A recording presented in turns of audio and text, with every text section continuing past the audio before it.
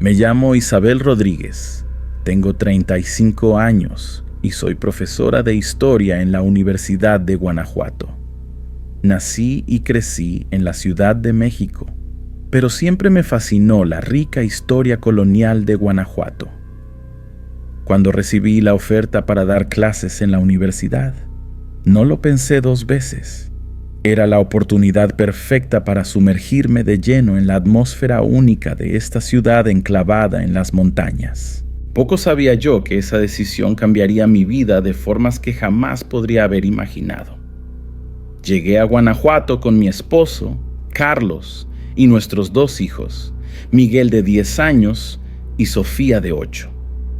Todos estábamos emocionados con el cambio, encantados con las calles estrechas y coloridas, los callejones misteriosos y la arquitectura deslumbrante. Después de algunas semanas en un apartamento alquilado, encontramos lo que parecía ser la casa perfecta, una antigua residencia colonial en el corazón del centro histórico. Era una casa imponente, con gruesas paredes de adobe, patios interiores y una vista impresionante de la ciudad. El día que firmamos el contrato de alquiler, sentí un escalofrío extraño recorrer mi espalda. Pensé que era solo la emoción del momento, pero ahora sé que era una advertencia, un presentimiento de lo que estaba por venir. El propietario, un señor mayor de mirada enigmática, nos entregó las llaves con una sonrisa forzada. «Cuiden bien la casa», dijo. «Tiene muchas historias que contar». En ese momento pensé que era solo una frase hecha, pero hoy entiendo el peso de aquellas palabras. En los primeros días, estábamos demasiado ocupados con la mudanza para notar algo extraño. Desempacábamos cajas, organizábamos muebles, explorábamos cada rincón de la casa. Los niños estaban fascinados con los largos pasillos y las habitaciones espaciosas, perfectas para sus juegos de escondite. Carlos y yo nos encantamos con la amplia cocina y la acogedora sala de estar, imaginando las agradables noches que pasaríamos allí. Fue en la tercera noche que las cosas empezaron a cambiar. Estaba en la cocina, preparando la cena, cuando escuché un ruido extraño que venía de las paredes. Parecía el sonido de uñas arañando el adobe, como si algo estuviera tratando de salir de dentro de la estructura. Llamé a Carlos, pero cuando llegó, el sonido se había detenido. Me abrazó, diciendo que probablemente eran solo los ruidos normales de una casa antigua asentándose. Pero los sonidos continuaron, y pronto no eran solo arañazos. A veces, en medio de la noche, me despertaba con el sonido de pasos pesados en el piso de arriba, como si alguien estuviera arrastrando algo pesado por el suelo. Otras veces, eran susurros ininteligibles que parecían venir de dentro de las paredes. Carlos intentaba calmarme, diciendo que era solo mi imaginación fértil de historiadora, pero podía ver la creciente preocupación en sus ojos. Los niños también empezaron a actuar de forma extraña. Miguel, siempre tan valiente, ahora se negaba a dormir solo en su habitación. Sofía comenzó a hablar de un amigo que la visitaba por la noche. Un hombre con ropa sucia y rostro cubierto de hollín. Intenté hablar con ella sobre esto, pensando que era solo un amigo imaginario, pero el miedo en sus ojos me decía que había algo más. Una noche, mientras corregía trabajos de mis alumnos en la sala de estar, sentí una presencia detrás de mí. El aire se volvió repentinamente frío, y podría jurar que alguien estaba respirando en mi nuca. Cuando me giré, no había nadie allí, pero en el espejo del otro lado de la sala, por una fracción de segundo, vi la imagen de un hombre. Llevaba ropa antigua, de minero, y su rostro estaba contorsionado en una expresión de dolor y rabia. Parpadeé, y la imagen desapareció. En ese momento, me di cuenta de que ya no podíamos negarlo. Nuestra casa estaba embrujada. En los días que siguieron a aquella noche aterradora, comencé a investigar sobre la historia de nuestra casa y de la región a su alrededor. Como historiadora, sabía que la clave para entender el presente a menudo estaba enterrada en el pasado. Fue así como descubrí algo que me heló la sangre. Nuestra casa estaba a pocos metros de la entrada de las famosas catacumbas y túneles subterráneos de Guanajuato. Estos laberintos subterráneos, originalmente minas de plata, luego transformados en refugios durante las guerras y finalmente en atracción turística, guardaban siglos de historias sombrías. Una tarde, mientras los niños estaban en la escuela y Carlos en el trabajo, decidí explorar los alrededores de la casa. Caminé por las calles estrechas y sinuosas, sintiendo el peso de la historia en cada piedra. Fue entonces cuando noté algo extraño. Varias casas en nuestra calle tenían símbolos tallados discretamente sobre las puertas. Algunos parecían católicos, otros recordaban antiguos símbolos paganos. Intrigada, llamé a la puerta de una vecina anciana para preguntarle sobre ellos. Doña Consuelo, una señora de cabello blanco y ojos sabios, me invitó a entrar. Mientras me servía una taza de té de canela, comenzó a hablar sobre los símbolos. Son protecciones, mija, dijo en voz baja, como si temiera ser escuchada, contra las almas inquietas que vagan por los túneles debajo de nosotros. Sus ojos se fijaron en los míos y sentí un escalofrío recorrer mi espalda. Su casa no tiene ningún símbolo, ¿verdad? Tragué saliva y asentí con la cabeza. Doña Consuelo suspiró profundamente. Esa casa siempre ha sido problemática. Muchas familias han entrado y salido a lo largo de los años. Algunas nunca realmente se fueron, si me entiende. Se santiguó y murmuró una oración rápida. Los túneles, mija, conectan su casa directamente con las catacumbas. Es como una puerta abierta al otro lado. Volví a casa con la cabeza dando vueltas, llena de nueva información y miedos renovados. Al entrar, sentí el aire pesado, como si la casa supiera que había descubierto su secreto.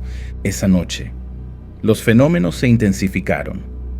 Los sonidos en las paredes eran más fuertes, más insistentes. Las luces parpadeaban sin motivo aparente, y el aire se volvía helado en ciertos puntos de la casa, incluso con el calor del exterior.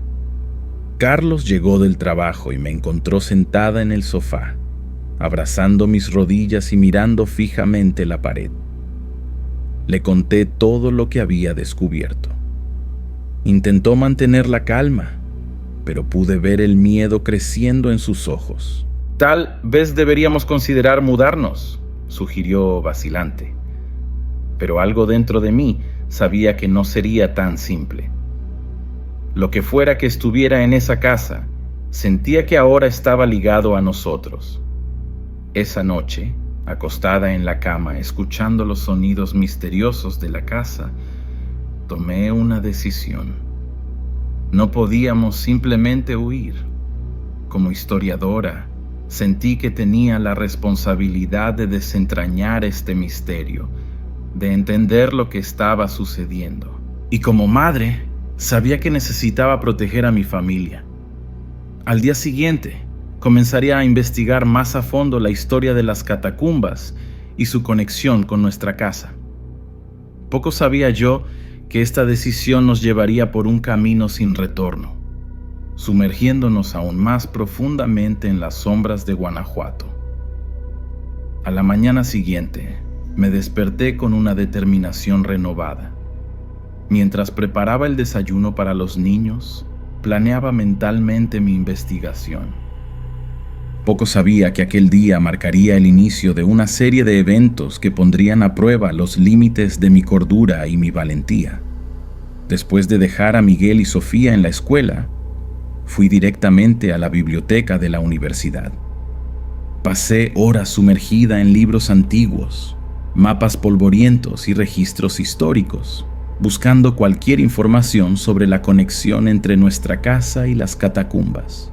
Fue al final de la tarde, cuando ya estaba a punto de rendirme, que encontré algo intrigante.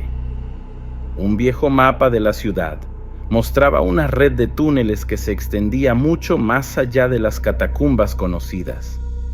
Y allí, marcado con tinta roja desvanecida, había un punto que coincidía exactamente con la ubicación de nuestra casa.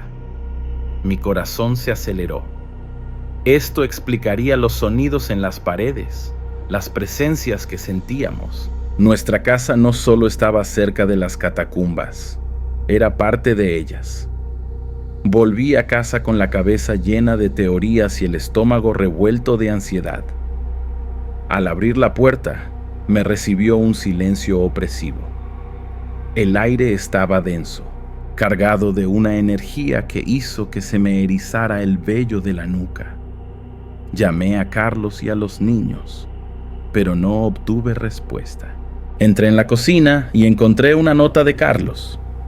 Se había llevado a los niños a cenar fuera, pensando que yo aún estaría en la universidad. Sola en la casa, decidí investigar más a fondo. Armada con una linterna y todo el coraje que pude reunir, comencé a examinar las paredes del sótano, buscando cualquier señal de un pasaje secreto o entrada a los túneles. Fue entonces cuando lo escuché. Un susurro, tan bajo que casi pensé que era mi imaginación, pero se repitió, más fuerte esta vez. Era mi nombre, llamado por una voz que no reconocí. Me quedé congelada en el lugar, con el corazón latiendo tan fuerte que pensé que iba a estallar en mi pecho. La voz llamó de nuevo, ahora pareciendo venir de detrás de una de las paredes. Con manos temblorosas, me acerqué y toqué la superficie fría del adobe. Para mi horror, la pared cedió bajo mi mano, revelando una abertura oscura. El aire que salió de allí era helado y cargado de un olor a tierra y descomposición. En ese momento, oí la puerta principal abrirse y las voces animadas de mi familia llegando. Rápidamente, empujé la pared de vuelta a su lugar, prometiéndome a mí misma que volvería a investigar más tarde. Subí las escaleras con piernas temblorosas, tratando de componer una expresión normal. Mientras abrazaba a mis hijos y besaba a mi marido, no podía dejar de pensar en lo que había descubierto. Nuestra casa no era solo una puerta al otro lado, era un portal activo. Esa noche, acostada en la cama junto a Carlos, no pude dormir. Cada crujido de la casa, cada sombra en la esquina de la habitación parecía amplificado. Cerré los ojos con fuerza, tratando de alejar las imágenes que mi mente conjuraba. Túneles oscuros extendiéndose bajo nuestra casa, llenos de secretos y horrores inimaginables. Sabía que había cruzado una línea, que ahora estaba involucrada en algo mucho más grande y peligroso de lo que jamás había imaginado. A la mañana siguiente, me desperté decidida a continuar mi investigación, pero también aterrorizada por lo que podría descubrir. Mientras preparaba el café, oí a Sofía conversando animadamente en su habitación.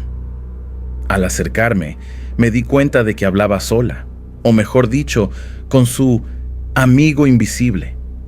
Las palabras que escuché me helaron la sangre. Sí, sé que mamá encontró la puerta. No te preocupes, pronto todos podremos jugar juntos en los túneles. En ese momento, entendí que lo que fuera que estuviera en nuestra casa, no solo nos estaba observando, Estaba interactuando activamente con mi familia y no tenía idea de cómo protegerlos. Las palabras de Sofía resonaban en mi mente mientras intentaba mantener la calma durante el desayuno. Carlos notó mi inquietud y preguntó si todo estaba bien. Forcé una sonrisa y mentí, diciendo que era solo el estrés del trabajo. ¿Cómo podría explicarle lo que realmente estaba sucediendo? Después de que todos se fueron, me quedé sola en la casa, sintiendo el peso del silencio y de los secretos que ahora guardaba. Decidí que era hora de enfrentar lo que fuera que nos estuviera atormentando. Bajé nuevamente al sótano, decidida a explorar el pasaje que había descubierto la noche anterior. Con manos temblorosas, empujé la pared falsa, revelando la abertura oscura. El olor a moho y decadencia era aún más fuerte ahora. Respiré hondo, encendí mi linterna y di el primer paso dentro del túnel. El aire era helado y pesado, como si estuviera entrando en una cripta antigua. Las paredes eran de piedra bruta, cubiertas de musgo y humedad. Avancé lentamente, el haz de la linterna iluminando el camino frente a mí. El túnel parecía extenderse infinitamente, con varias ramificaciones que llevaban a direcciones desconocidas. De repente, oí un ruido detrás de mí. Me giré bruscamente, con el corazón acelerado, pero no vi nada más que oscuridad. Fue entonces cuando lo noté. Huellas húmedas en el suelo de tierra, que no eran mías. Alguien o algo me estaba siguiendo. El pánico se apoderó de mí y comencé a correr de vuelta a la entrada. Las paredes parecían cerrarse a mi alrededor, el aire volviéndose cada vez más denso. Cuando finalmente alcancé la abertura hacia el sótano, prácticamente me lancé fuera del túnel. Cerré el pasaje con fuerza, jadeando y temblando. Fue entonces cuando noté marcas de manos embarradas en la pared junto a la abertura, marcas que definitivamente no estaban allí antes. Subí las escaleras corriendo y me encerré en la habitación, tratando de procesar lo que había sucedido. Ya no estaba lidiando solo con fenómenos inexplicables. Había algo tangible, físico, persiguiéndonos. Las horas se arrastraron mientras esperaba ansiosamente el regreso de mi familia. Cuando finalmente oí la puerta principal abrirse, corrí a abrazarlos, con lágrimas de alivio corriendo por mi rostro. Esa noche, mientras todos dormían, me quedé despierta, vigilando. Los sonidos de la casa parecían amplificados, crujidos en el suelo, susurros en las paredes. En un momento, juré haber visto una sombra pasar rápidamente por el pasillo. Pero lo peor vino cuando, en medio de la madrugada, oí la voz de Sofía conversando en voz baja. Al acercarme a su habitación, me congelé al escuchar una segunda voz respondiéndole. Una voz ronca y profunda que ciertamente no pertenecía a este mundo. A la mañana siguiente, confronté a Sofía sobre su amigo. Ella dudó, sus ojos llenándose de miedo. Él dijo que no debo hablar de él, mamá, susurró. Dice que tiene planes para nosotros. Sentí un escalofrío recorrer mi espalda. Me di cuenta de que ya no podíamos ignorar lo que estaba sucediendo. Era hora de buscar ayuda, incluso si eso significaba exponer nuestra situación y arriesgarnos a no ser creídos. Esa tarde, mientras los niños estaban en la escuela, le conté todo a Carlos. Su expresión cambió de incredulidad a horror a medida que relataba los eventos de las últimas semanas. Cuando terminé, se quedó en silencio por un largo momento. Finalmente, con voz temblorosa, dijo: «Necesitamos salir de esta casa, Isabel. Ahora». Pero algo dentro de mí sabía que no sería tan simple. Lo que fuera que nos estuviera acosando, sentía que ahora estaba ligado a nosotros y que simplemente mudarnos de casa no resolvería el problema. Necesitábamos enfrentarlo o arriesgarnos a ser perseguidos para siempre. Después de la conversación con Carlos, decidimos que era hora de buscar ayuda profesional. Ya no podíamos lidiar con esto solos. A la mañana siguiente, mientras los niños estaban en la escuela, hicimos una visita al padre Alejandro, el párroco de la iglesia local. Nos recibió en su oficina, sus ojos amables volviéndose cada vez más serios a medida que contábamos nuestra historia. Cuando terminamos, se quedó en silencio por un largo momento, como si estuviera ponderando cuidadosamente sus próximas palabras.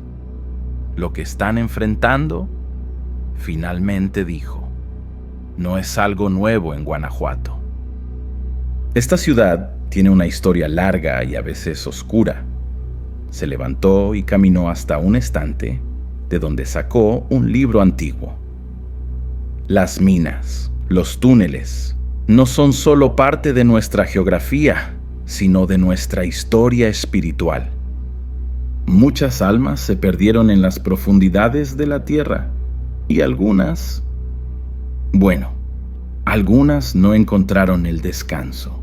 El padre Alejandro nos explicó que, a lo largo de los siglos, la iglesia había realizado varios rituales de purificación y exorcismo en diferentes partes de la ciudad. Pero su casa, dijo, frunciendo el ceño, parece haber escapado de estos esfuerzos, tal vez por estar directamente conectada a los túneles. Nos miró con una mezcla de compasión y preocupación. Puedo realizar una bendición en su casa, pero me temo que esto puede no ser suficiente. Salimos de la iglesia con una sensación de alivio por haber sido escuchados y creídos, pero también con un peso aún mayor sobre nuestros hombros. El padre Alejandro vendría a nuestra casa la noche siguiente para realizar la bendición, pero sus palabras de cautela resonaban en mi mente. Mientras caminábamos de vuelta a casa, noté que Carlos estaba inusualmente silencioso. ¿Qué pasa?, pregunté. Se detuvo, mirándome con ojos llenos de miedo. ¿Y si no funciona, Isabel? ¿Y si tenemos que dejar Guanajuato? La idea de dejar la ciudad que tanto amaba, de abandonar mi trabajo y arrancar a los niños de su escuela y amigos, me dejó con un nudo en la garganta. Pero la seguridad de mi familia venía primero. Haremos lo que sea necesario, respondí, tratando de sonar más confiada de lo que me sentía. Esa noche, mientras preparábamos la casa para la visita del padre, intenté mantener una apariencia de normalidad para los niños. Pero Miguel, siempre perceptivo, notó nuestra tensión. ¿Está todo bien, mamá?, preguntó, sus grandes ojos llenos de preocupación. La noche siguiente, el padre Alejandro llegó puntualmente a las 8 de la noche. Traía consigo un maletín de cuero gastado, del cual sacó agua bendita, un crucifijo y varios otros elementos que no reconocí. Comenzó la bendición en la sala de estar, recitando oraciones en latín mientras rociaba agua bendita por las habitaciones. A medida que avanzábamos por la casa, sentí que el aire se volvía más pesado, como si una presencia invisible estuviera resistiendo los esfuerzos del Padre. Cuando llegamos al sótano, el lugar donde había descubierto el pasaje a los túneles, las cosas tomaron un giro aterrador. Las luces comenzaron a parpadear y un viento helado surgió de la nada, apagando las velas que el padre había encendido. Sofía, que nos observaba desde la escalera, de repente gritó: ¡Está enojado! El hombre de la sombra está muy enojado.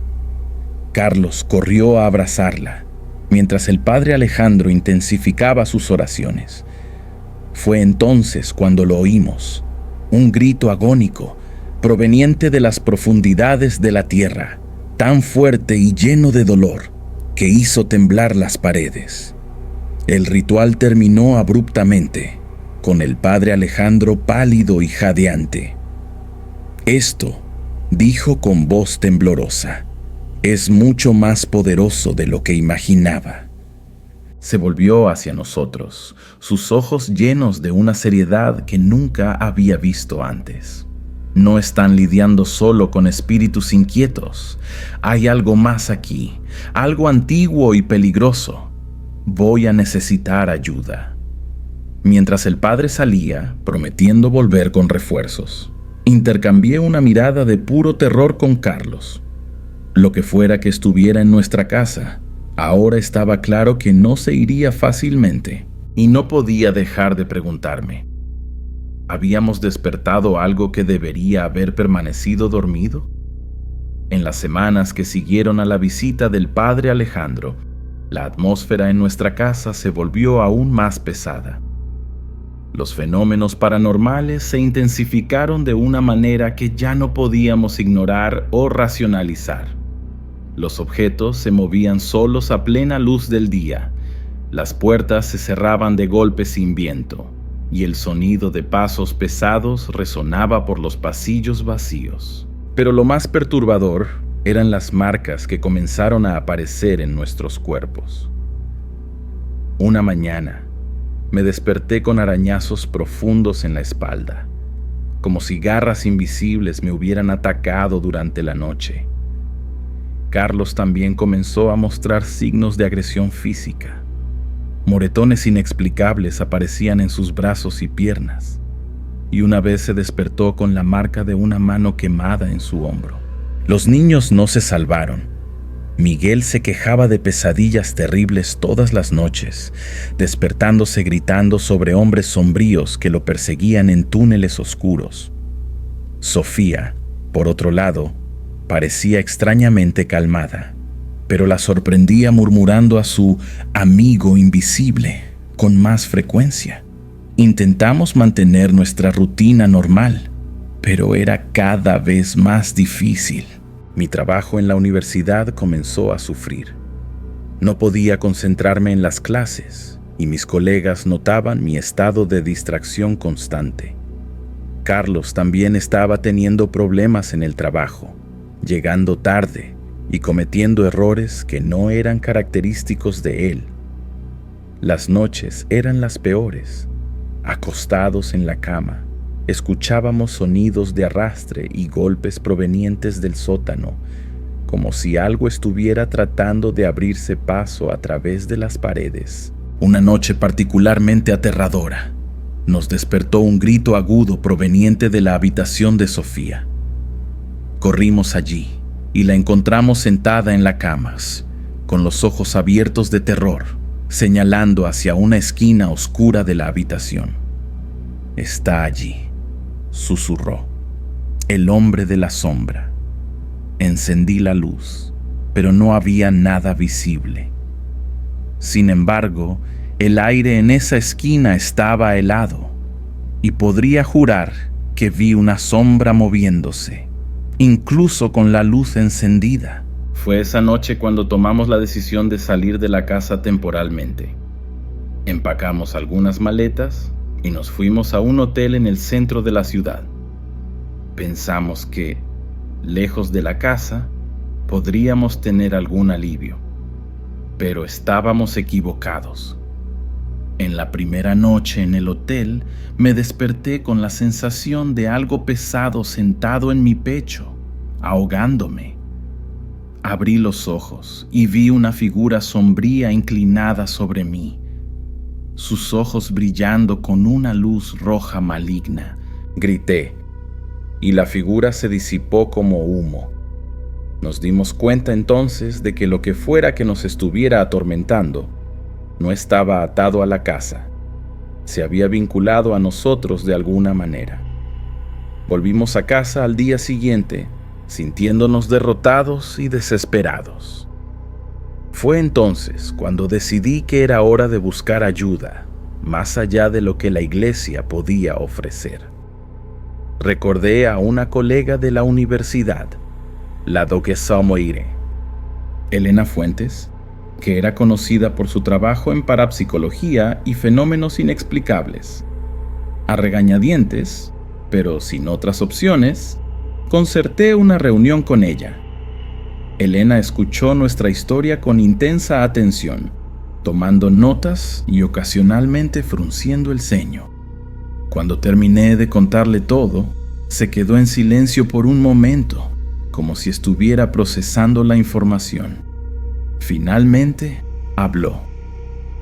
Lo que están enfrentando es raro, pero no sin precedentes. Parece que han despertado a una entidad antigua, posiblemente vinculada a la historia de las minas de Guanajuato. Esto no es un simple fantasma, sino algo más poderoso y malévolo. Elena sugirió un enfoque multidisciplinario. Combinar rituales de limpieza espiritual con investigación paranormal e investigación histórica. Se ofreció a reunir un equipo y realizar un estudio en nuestra casa. Mientras me sentía aliviada de tener ayuda profesional, no pude evitar sentir un escalofrío de miedo. ¿Y si la investigación solo provocaba más a la entidad?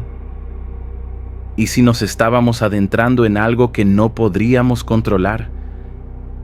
Miré a Carlos, viendo mis propios miedos reflejados en sus ojos.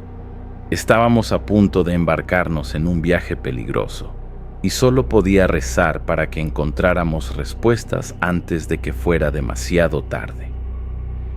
El equipo de la Duquesa Moire. Elena llegó un viernes por la noche, cargado con equipos que nunca había visto antes.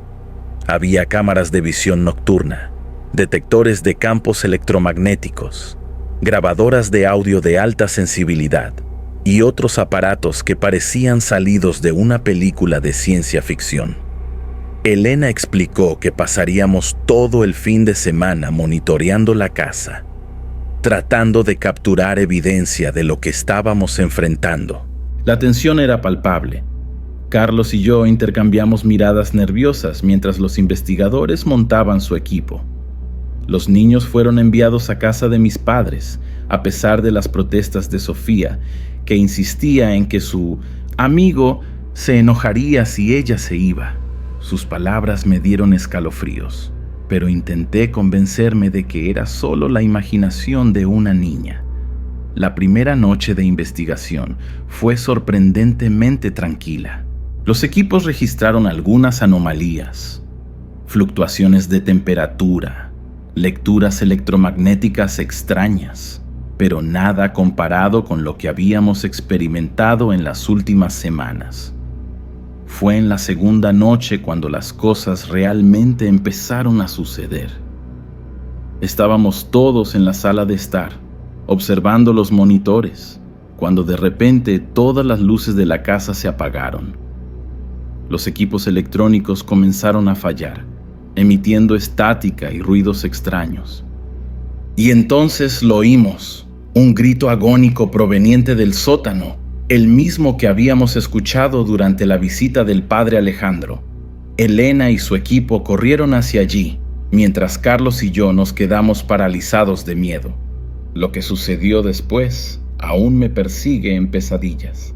Las cámaras en el sótano captaron imágenes de sombras moviéndose de forma no natural, como si estuvieran hechas de humo vivo. Y entonces, por un breve momento, una figura apareció claramente en la pantalla. Un hombre alto, vestido con ropas de minero del siglo XIX, su rostro una máscara de dolor y furia. Miró directamente a la cámara, sus ojos brillando con una luz roja sobrenatural antes de desaparecer en una explosión de estática. Elena y su equipo volvieron del sótano pálidos y temblando. «Esto», dijo con voz temblorosa, «es mucho más poderoso que cualquier cosa que hayamos encontrado antes». Explicó que la entidad parecía estar vinculada no solo a nuestra casa, sino a toda la red de túneles bajo Guanajuato. Era como si hubiéramos inadvertidamente abierto una puerta a algo antiguo y maligno que había estado dormido durante siglos. En los días siguientes, Elena se sumergió en investigaciones históricas, buscando cualquier información sobre accidentes en las minas o rituales oscuros que pudieran haber creado una entidad tan poderosa.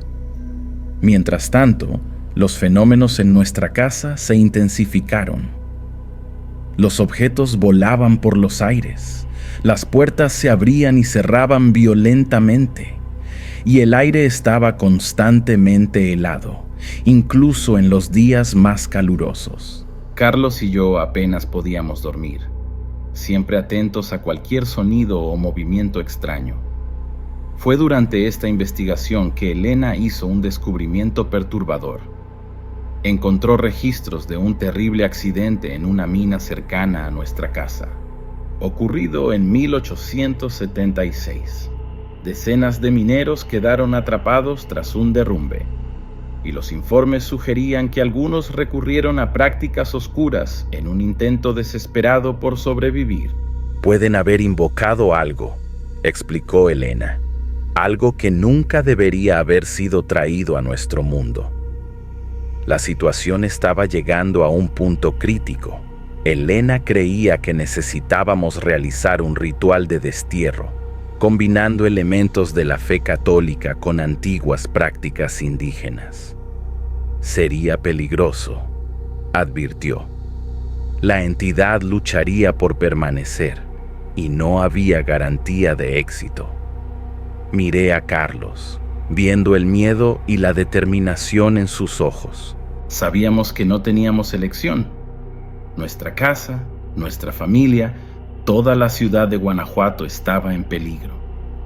Teníamos que intentarlo, sin importar el costo.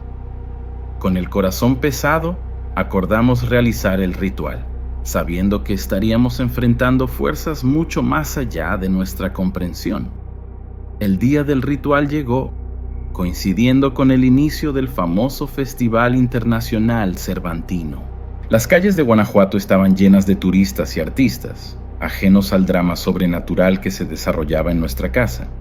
Elena explicó que la energía de la ciudad, amplificada por el festival, podría ayudar o entorpecer nuestros esfuerzos.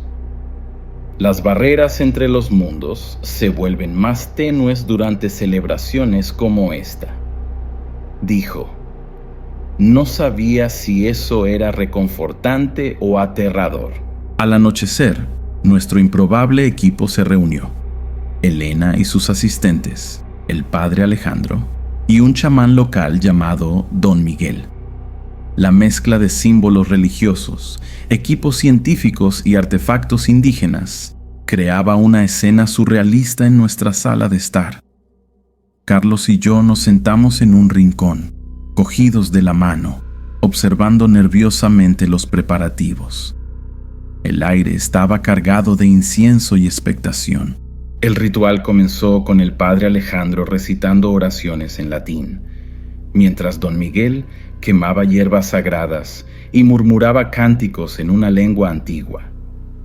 Elena y su equipo monitoreaban los equipos, atentos a cualquier manifestación paranormal. Al principio, no pasó nada. Luego, lentamente, la temperatura de la habitación comenzó a bajar.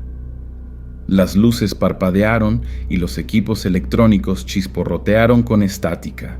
Sentí una opresión en el pecho, como si algo estuviera presionando el aire fuera de mis pulmones.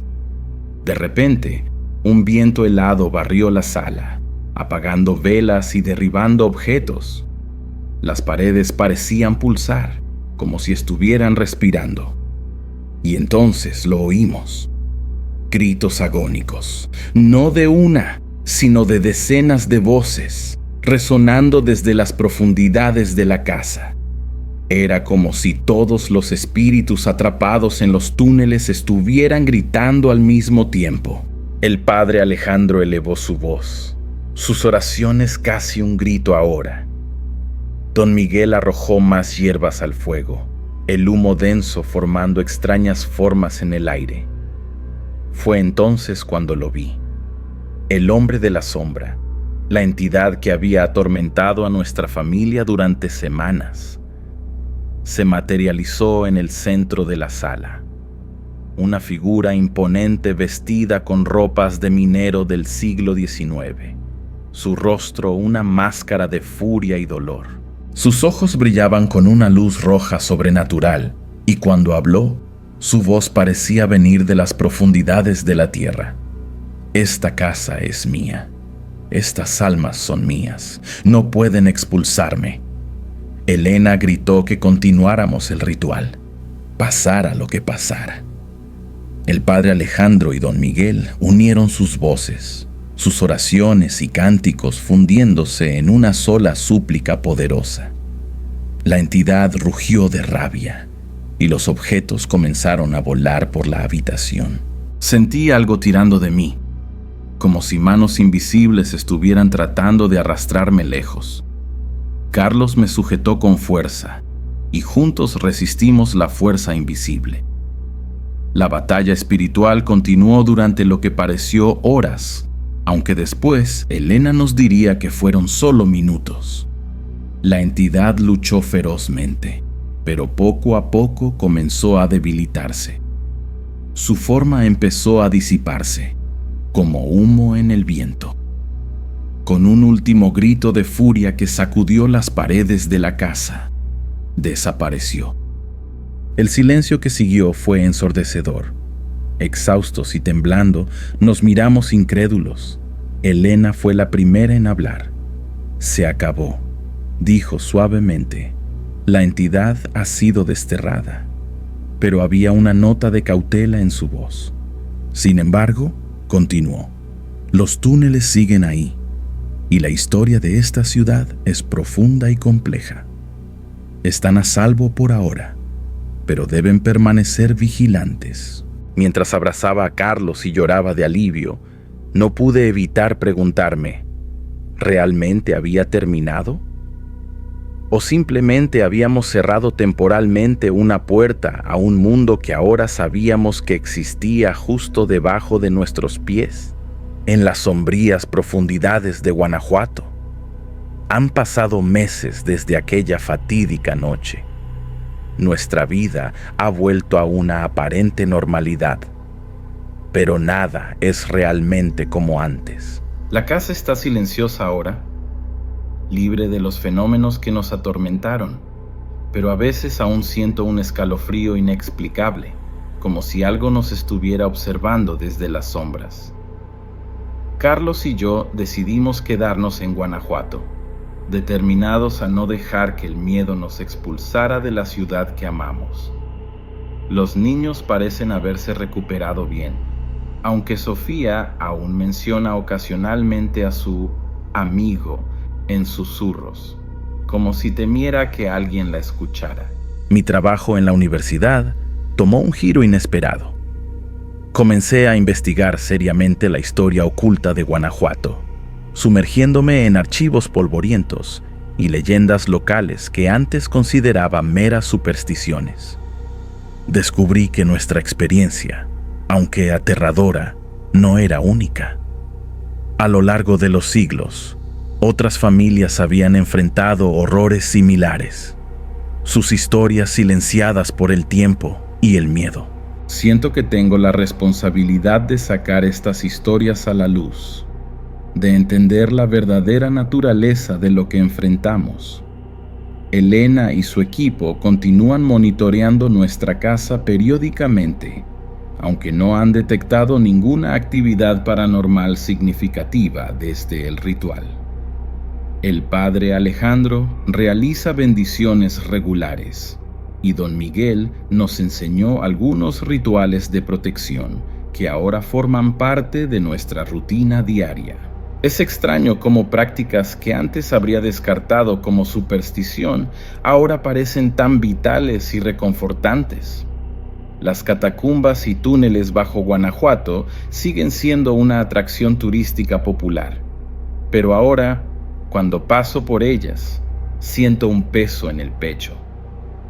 Sé que bajo las sonrisas de los turistas y los cuentos folclóricos contados por los guías, hay una verdad más oscura.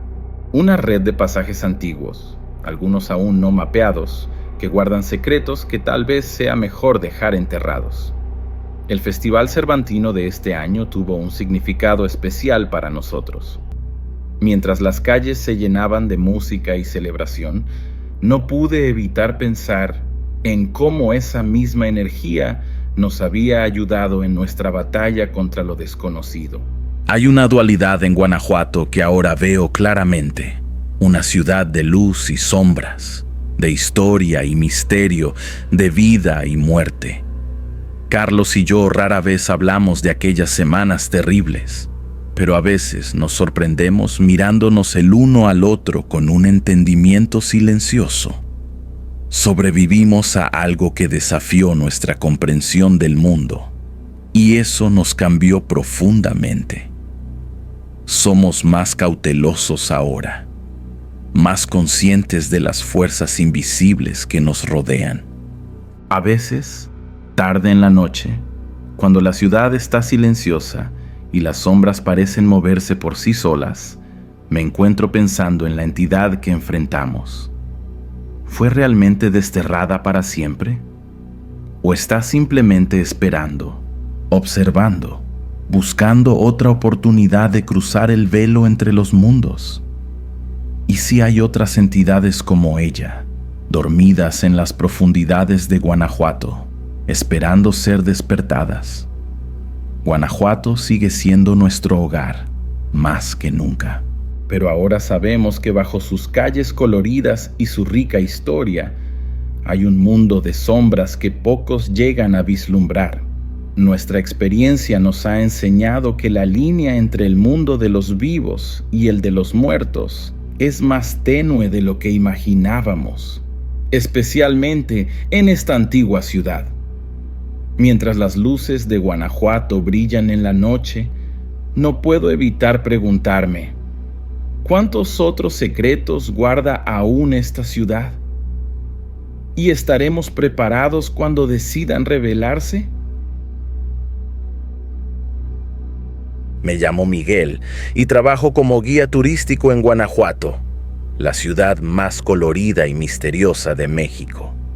Nací y crecí aquí, entre callejones estrechos y plazas llenas de historias. Desde pequeño, me encantaban las leyendas que mi abuelo contaba sobre los fantasmas que vagaban por las calles empedradas. ¿Quién diría que un día estaría compartiendo esas mismas historias con turistas de todo el mundo? Pero ni en mis sueños más locos podría haber imaginado lo que estaba a punto de sucederme. Todo comenzó en una noche como cualquier otra. Acababa de terminar el último tour de la Callejoneada, el famoso paseo nocturno por los callejones de Guanajuato. El aire estaba fresco y las calles, iluminadas por los faroles antiguos, parecían el escenario de una película. Los turistas ya se habían ido, llevándose consigo las risas y la música de las estudiantinas. Me quedé allí parado por un momento, respirando profundamente y sintiendo cómo el silencio de la noche se instalaba. Fue entonces cuando tuve una idea. ¿Por qué no explorar algunos de los callejones menos conocidos de la ciudad? Después de todo, conocí a Guanajuato como la palma de mi mano, o al menos eso creía. Con una sonrisa en el rostro y un leve escalofrío de emoción, comencé a caminar hacia las partes más antiguas y menos turísticas de la ciudad.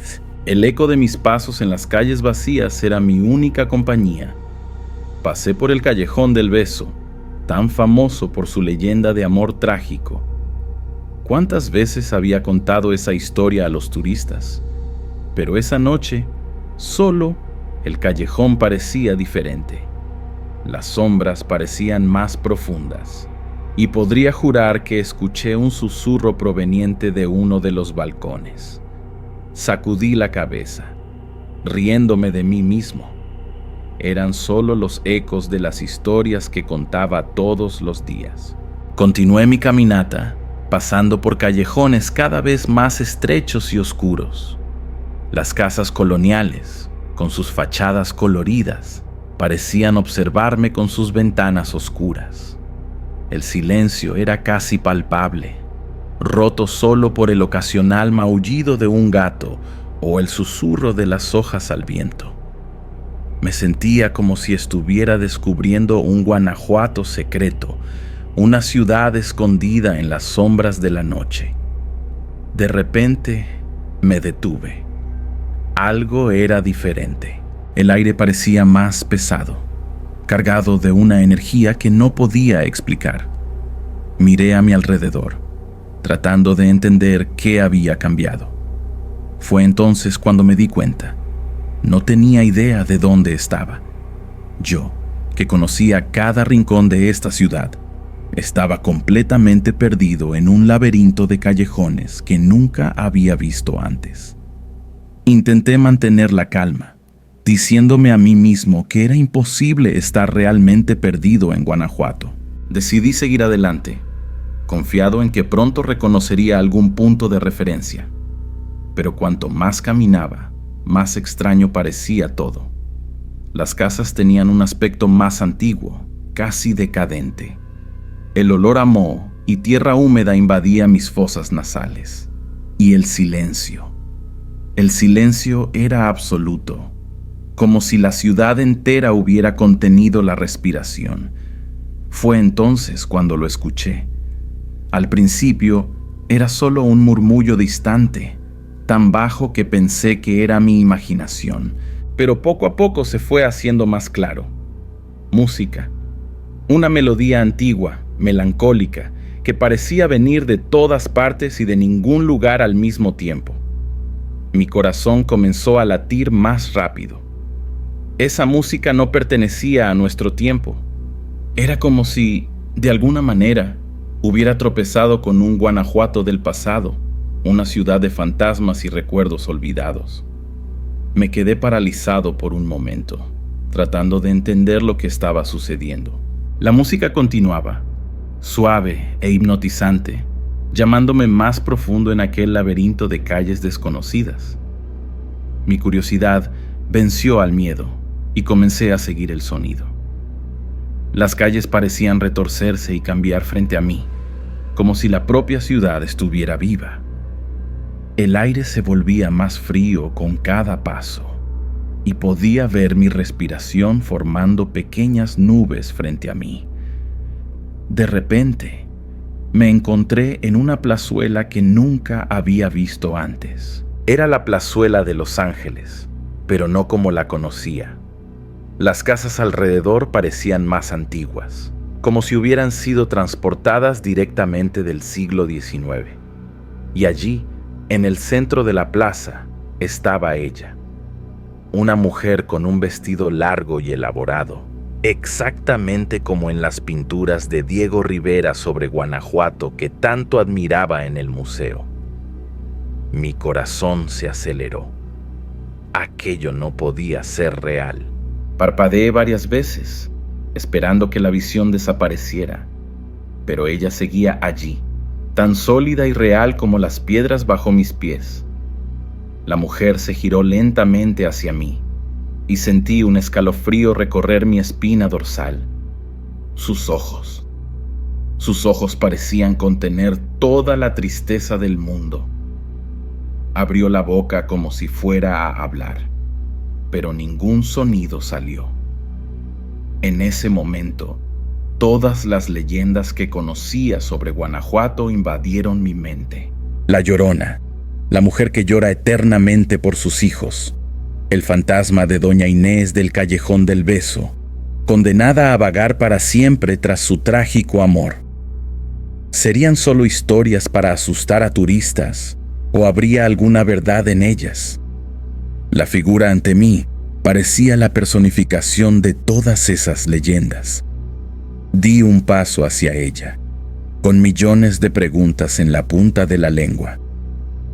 Pero tan pronto como me moví, la plaza entera pareció temblar Las sombras en las paredes bailaron de forma antinatural y escuché un coro de susurros viniendo de todos lados.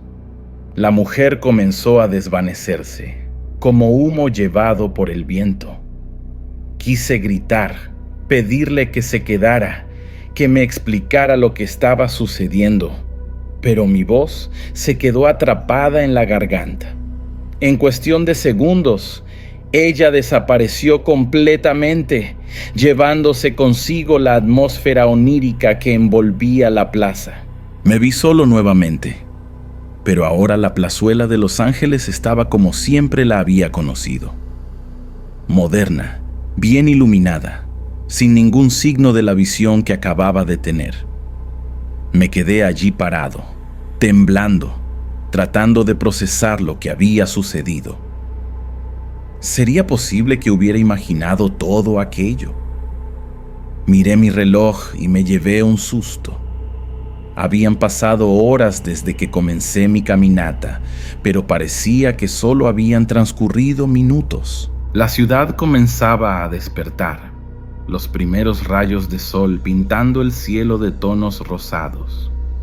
Oí a lo lejos el sonido de puertas abriéndose, de personas comenzando sus rutinas diarias. El Guanajuato que conocía estaba volviendo a la vida. Caminé de vuelta a casa en un estado de trance. Mi mente un torbellino de preguntas sin respuestas. ¿Qué había presenciado? ¿Era real o solo un sueño muy vívido? Una cosa sabía con certeza. Mi visión de Guanajuato, la ciudad que pensaba conocer tan bien, había cambiado para siempre. Y algo me decía que esta noche era solo el comienzo de un viaje que me llevaría a descubrir los secretos más profundos escondidos en las entrañas de esta antigua ciudad. En los días que siguieron, no pude sacar esa noche de mi cabeza. Continué con mi trabajo de guía, pero cada rincón de Guanajuato ahora parecía esconder un secreto. Empecé a prestar más atención, a observar las sombras, a escuchar los susurros del viento. Y, para mi sorpresa y temor, las experiencias extrañas no se detuvieron. Era como si aquella primera noche hubiera abierto mis ojos a un mundo que siempre había estado allí, oculto a la vista de todos. Una tarde, mientras conducía a un grupo cerca de la entrada de la antigua mina de la Valenciana, vi algo que me hizo ahogarme en medio de una frase. Allí, mezcladas con los turistas, había sombras de hombres vestidos como mineros coloniales. Se movían entre la multitud, sus herramientas tintineando silenciosamente, sus rostros cubiertos de polvo de siglos pasados. Parpadeé varias veces, pero no desaparecieron. Nadie más parecía notarlos. Otra vez, pasando por el mercado Hidalgo, escuché voces susurrando en náhuatl, la antigua lengua de los aztecas. Las palabras eran incomprensibles para mí, pero el tono era urgente, casi desesperado. Miré alrededor, buscando la fuente, pero solo vi a los vendedores habituales y sus clientes, todos hablando español normalmente. Las voces en náhuatl continuaron, como un eco distante de un pasado largo tiempo olvidado. Una noche, decidí subir las escaleras del monumento al Pípila, un lugar que siempre me había traído paz. Pero esta vez sentí algo diferente. Una presencia invisible me seguía, sus pasos haciendo eco de los míos. El aire se volvió pesado, cargado de una energía que hizo que se me erizara el vello de la nuca. Cuando llegué a la cima, jadeando y asustado, la presencia desapareció, dejando solo un frío intenso en el lugar donde había estado. La experiencia más perturbadora ocurrió cerca del Teatro Juárez. Era de madrugada, y yo volvía a casa después de un largo día de trabajo. De repente, oí risas infantiles. Miré y vi a un grupo de niños jugando en la plaza frente al teatro. Sus trajes eran antiguos, como de una foto de principios del siglo XX. Me quedé observando, fascinado, hasta que uno de ellos me miró directamente. Sus ojos eran opacos, sin vida. Al instante siguiente, todos desaparecieron, dejando la plaza vacía y silenciosa. Estas experiencias me estaban llevando al borde de la locura. No sabía si podía confiar en mis propios sentidos. Decidí hablar con Juan, un colega estudiantino que conocía desde hacía años. Para mi sorpresa, no pareció conmocionado por mi relato. «Sabes, Miguel», dijo, bajando la voz, «durante las presentaciones nocturnas, especialmente en el Festival Internacional Cervantino, a veces vemos cosas extrañas, figuras que no deberían estar allí, sombras que se mueven por sí solas». Las palabras de Juan me trajeron una mezcla de alivio y aprensión. No era solo yo. Otros también estaban viendo cosas. Pero, ¿significaba esto que era real? ¿Que Guanajuato realmente albergaba estos secretos sobrenaturales? Comencé a investigar más a fondo la historia de la ciudad, buscando explicaciones para lo que estaba sucediendo. Fue así como descubrí rumores sobre rituales secretos realizados en las catacumbas bajo el Museo de las Momias. Historias susurradas de prácticas antiguas, de pactos con fuerzas más allá de nuestra comprensión. Cuanto más descubría, más preguntas surgían. ¿Por qué ahora? ¿Por qué yo estaba viendo estas cosas? ¿Había alguna conexión entre todas estas apariciones o eran eventos aislados? Una cosa era cierta. Guanajuato, la ciudad que pensaba conocer tan bien, se estaba revelando como un lugar mucho más misterioso y aterrador de lo que jamás podría haber imaginado. Y algo me decía que solo estaba arañando la superficie de sus secretos más profundos. Las palabras de doña Carmela resonaban en mi mente mientras caminaba por las calles de Guanajuato esa noche. La pequeña campana de plata tintineaba suavemente en mi bolsillo, como si respondiera a los susurros de la ciudad. Decidí dar un último paseo para tratar de entender todo lo que había sucedido. Mis pasos me llevaron al callejón del Campanero, el lugar que doña Carmela había mencionado como una frontera entre los mundos. Al entrar en el callejón, sentí inmediatamente el cambio en el aire. Era como si hubiera atravesado una cortina invisible, entrando en un Guanajuato diferente, más antiguo. Las paredes parecían pulsar con vida propia, y escuché el eco distante de voces y músicas de épocas pasadas. Fue entonces cuando lo vi. Decenas de figuras espectrales emergiendo de las paredes, algunas nítidas, otras solo sombras. Reconocí rostros de las apariciones que había visto en las últimas semanas. Mi corazón se aceleró, pero extrañamente no sentí miedo. La campana en mi bolsillo comenzó a vibrar con más intensidad. Instintivamente la tomé y la hice sonar suavemente. El sonido cristalino resonó por el callejón y vi a las figuras reaccionar. Sus rostros se volvieron hacia mí, expresiones de sorpresa y luego alivio. Una a una, comenzaron a acercarse, no de forma amenazante, sino como si buscaran algo. Entendí entonces lo que doña Carmela quiso decir. Estas almas estaban perdidas, atrapadas entre los mundos, buscando un camino para seguir adelante. El sonido de la campana era como un faro, guiándolas. Continué haciendo sonar la campana, mi corazón lleno de una mezcla de compasión y asombro. Las figuras pasaban por mí, algunas sonriendo, otras saludando en agradecimiento. Sentí el toque frío de sus manos etéreas. un escalofrío que era más emoción que miedo. A medida que las almas pasaban, el callejón se fue aclarando, como si una niebla se estuviera disipando. Las últimas figuras desaparecieron con el amanecer, dejando tras de sí solo el eco de sus presencias. Me quedé allí, aturdido por la experiencia, tratando de procesar lo que había sucedido.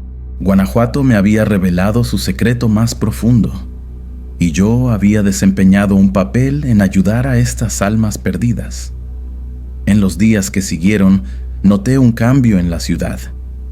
Las apariciones cesaron, los susurros se silenciaron. Era como si Guanajuato hubiera exhalado un largo suspiro de alivio. Continué mi trabajo como guía, pero ahora con un nuevo propósito. Comencé a incorporar en mis tours no solo las historias conocidas, sino también las leyendas y tradiciones que doña Carmela había compartido conmigo. El misterio de Guanajuato nunca se resolvió completamente, y quizás sea mejor así. La ciudad guarda sus secretos, revelándolos solo a aquellos que están dispuestos a ver más allá de la superficie.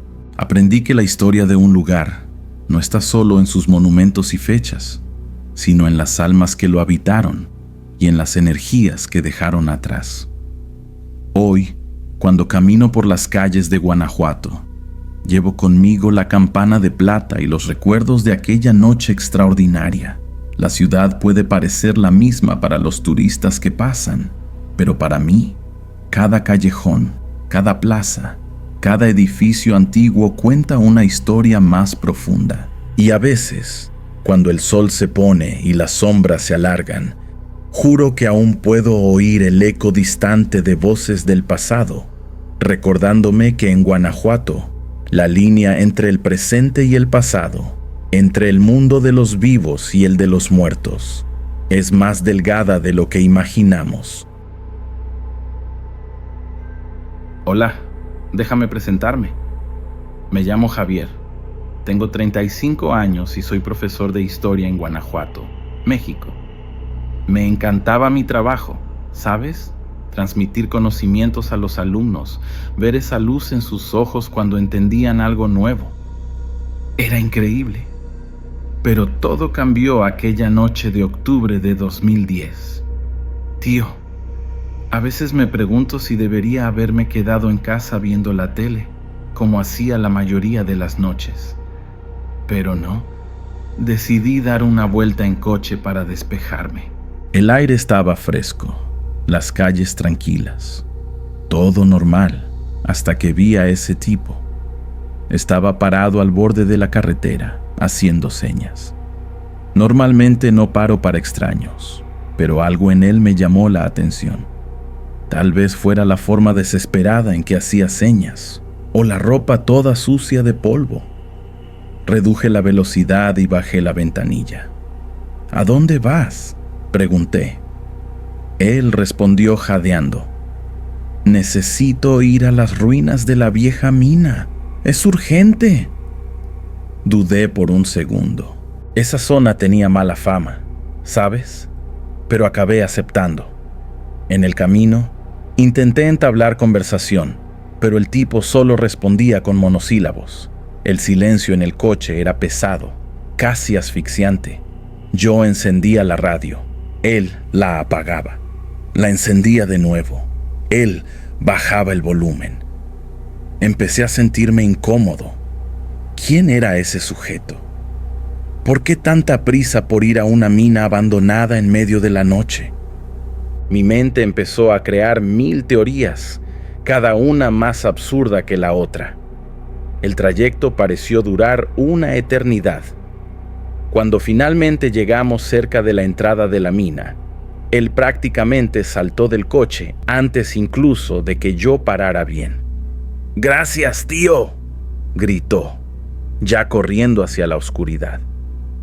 Me quedé allí, parado, viéndole desaparecer entre las sombras. Una sensación extraña se apoderó de mí. Era como si el aire se hubiera vuelto más pesado. ¿Sabes? como si algo estuviera a punto de suceder. No sé explicar por qué, pero no pude irme enseguida. Algo me retenía allí. Tal vez curiosidad, tal vez un sexto sentido. Qué sé yo. El hecho es que apagué el coche y me quedé observando. La luna llena iluminaba la entrada de la mina, creando sombras extrañas en las rocas. El viento silbaba entre los árboles, trayendo un olor a tierra y algo más, algo que no podía identificar. Después de unos minutos, decidí echar un vistazo más de cerca.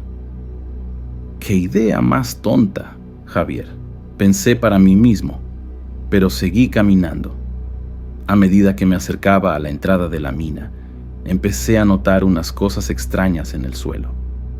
Primero, pensé que solo eran piedras y ramas, pero cuando me acerqué más, Dios mío, eran ropas rasgadas y manchadas de rojo. Mi corazón se aceleró. Aquello no podía ser lo que estaba pensando, ¿verdad? Miré alrededor, desesperado, buscando cualquier señal del tipo que había traído. Nada, solo silencio. Un silencio opresivo que parecía engullirlo todo. Fue entonces cuando vi, un poco más adelante, una especie de campamento improvisado. Había una tienda vieja, algunos utensilios de cocina y más ropa sucia. En ese momento, oí un ruido que venía de dentro de la mina.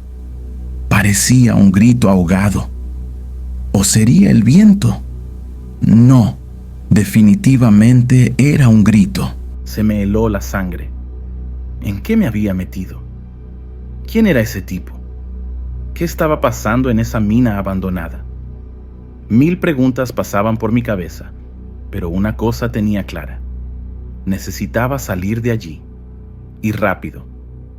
Mi corazón latía tan fuerte que pensé que iba a explotar. Corrí de vuelta al coche, con las manos temblando tanto que apenas podía sostener las llaves. Entré y giré la llave en el contacto. Nada. Lo intenté de nuevo. Nada. ¡Mierda, mierda, mierda!, maldije en voz baja. El coche no quería arrancar de ninguna manera. Fue entonces cuando lo oí. Pasos, viniendo de la dirección de la mina. No era solo una persona, eran varias. Miré por el retrovisor y me quedé helado. Un grupo de hombres salía de las sombras, caminando en mi dirección. Incluso en la penumbra, se podía ver que estaban armados. Entré en pánico total. Giré la llave una vez más, suplicando a cualquier santo que quisiera escucharme.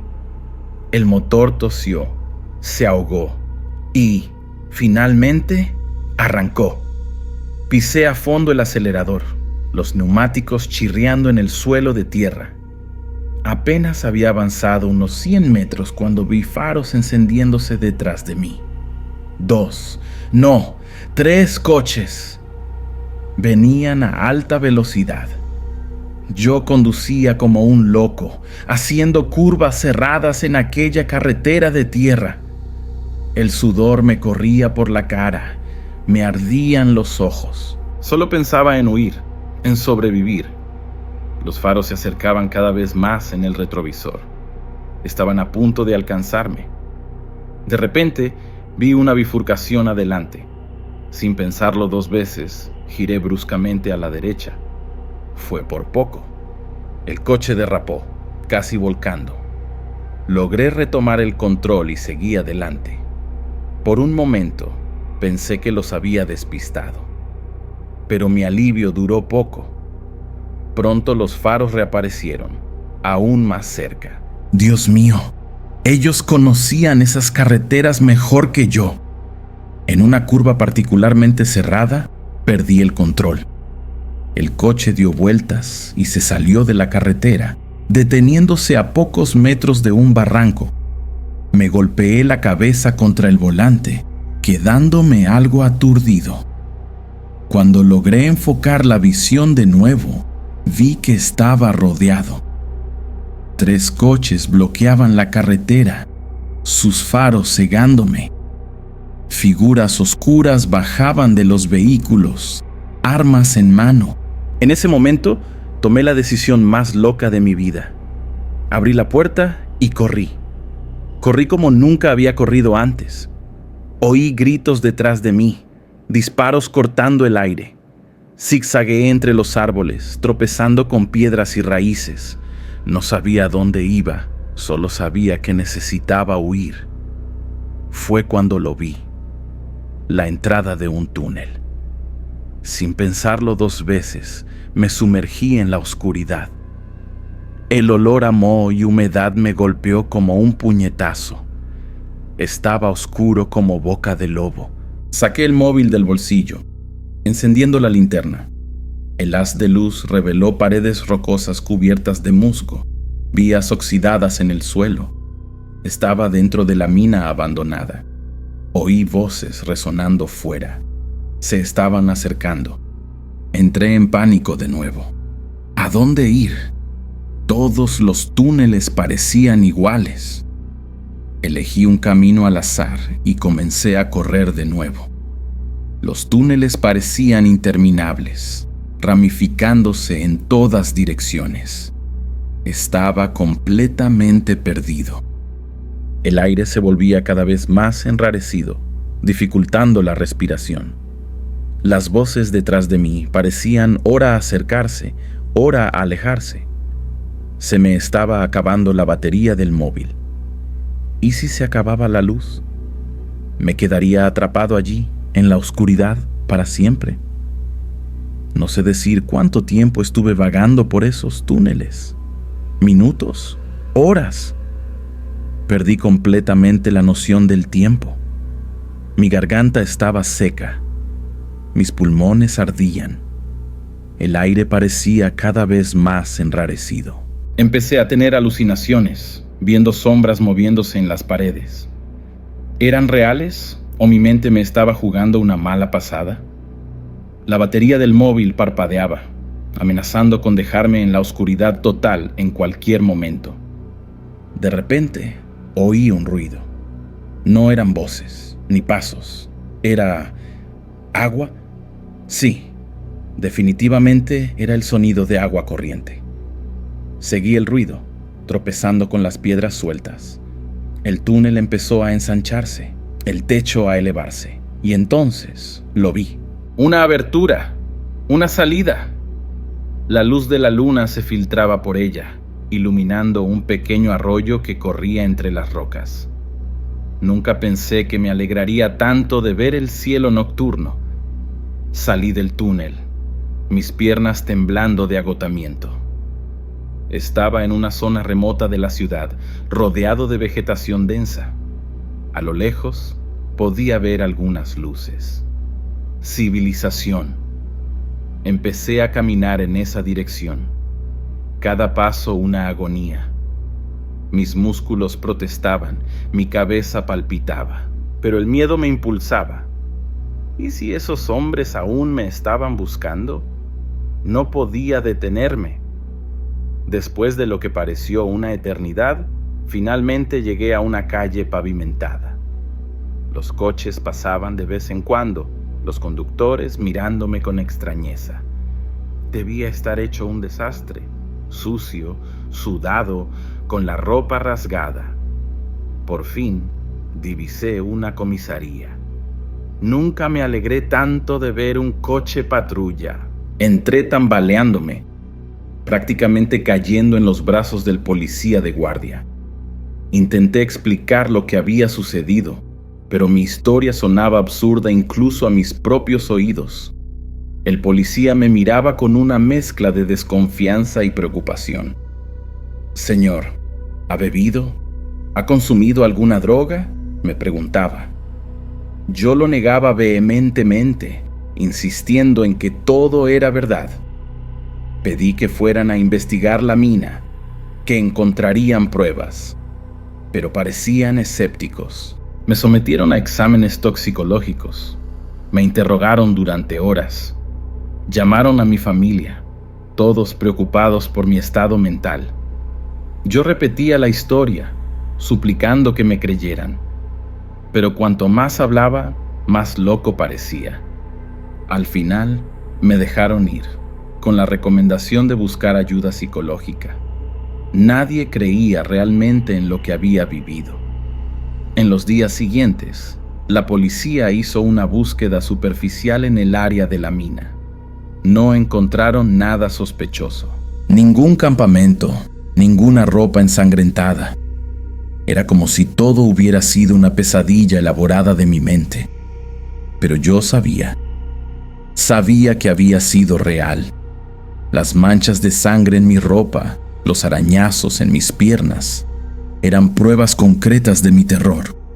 Las noches se convirtieron en un tormento, repletas de pesadillas vívidas.